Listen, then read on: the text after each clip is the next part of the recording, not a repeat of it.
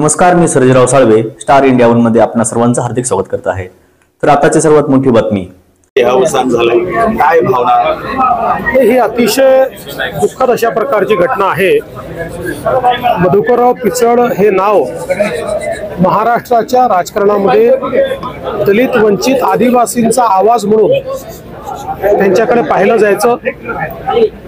एक केवळ राजकारणी म्हणून नाही तर एक समाज सुधारक म्हणून देखील त्यांनी अतिशय चांगलं काम केलं। आपल्याला कल्पना आहे की आदिवासी समाजामध्ये शिक्षणाचा प्रसार व्हावा, वंचितांमध्ये शिक्षणाचा प्रसार व्हावा, याकरता त्यांचं कॉन्ट्रीब्युशन अत्यंत महत्त्वाचं आहे। आदिवासीच्या वनजमिनीचा विषय असेल, त्यांच्या इतर हक्कांचा विषय असेल, याकरता सातत्याने त्यांनी संघर्ष केला। आणि विशेषतः मला आठवतं की ज्यावेळी निळवंडे धरणाचं काम हे थांबलेलं होतं त्यावेळी विखे पाटील साहेब यांना मी विनंती केली होती आणि पिचड साहेबांसोबत एक आमची बैठक झाली आणि त्या बैठकीमध्ये पिचड साहेबांनी काही समस्या मांडल्या, त्या समस्या आम्ही दूर केल्या आणि त्यांनी स्वतः पुढाकार घेऊन जे 20 किलोमीटरचं काम थांबलं होतं ते पूर्ण करून घेतलं। त्यामुळे आज निळवंड्याचं पाणी 100 किलोमीटर पर्यंत आमच्या शेतकऱ्यांना मिळतं आहे।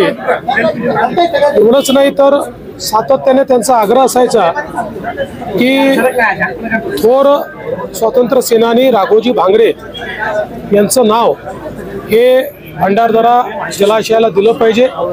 मागच्या काळात तोही निर्णय आम्ही घेतला। अतिशय आनंद त्याच्यावर त्यांनी व्यक्त केला होता। अतिशय मितभाषी होते, पण उत्तम व्यक्ती होते, सर्वांशी संबंध ठेवणारे होते, विविध विषयांचा व्यासंग ज्ञान अतिशय चांगलं होतं।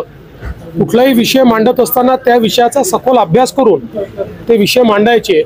त्यामुळे निश्चितपणे महाराष्ट्राच्या राजकारणातलं एक सुसंस्कृत आणि वंचितांचा आवाज असलेलं अशा प्रकारचं व्यक्तिमत्व हे आज आपल्यातनं निघून गेलेलं आहे।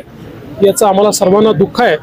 मी आमच्या सर्वांच्या वतीनं त्यांना विनम्र श्रद्धांजली अर्पण करतो। युतीचे सगळे आमदार एकीकडे शपथ घेत असताना विरोधी आमदार मात्र, मला असं वाटतं की कुठेतरी लोकशाहीचा हा अपमान आहे आणि जनतेने ज्यांना निवडून दिलं त्यांनी शपथ घ्यायला नकार देणं म्हणजे निवडून देणाऱ्या जनतेचा अपमान आहे। बेटा, इथे आपण दुसऱ्या गोष्टी करता आलो, इथे बाकी